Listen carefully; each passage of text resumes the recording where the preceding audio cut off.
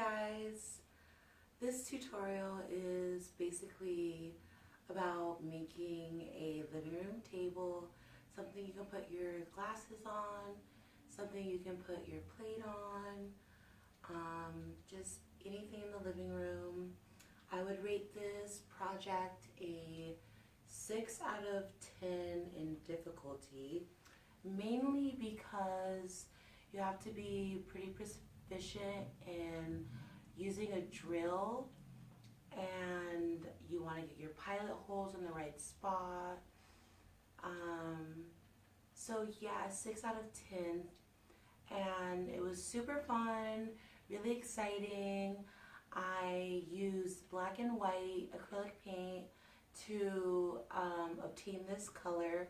If you want to do the exact same color, I would describe this as like a soft heather gray. I'm in love with the color that I mixed. You can get acrylic paint just about anywhere: Walmart, Joann's, Michael's, Hobby Lobby, and I insulated the bottom of the drawer with duct tape, and it is decorated duct tape because I didn't want to do anything boring. So I chose the red and black flannel duct tape.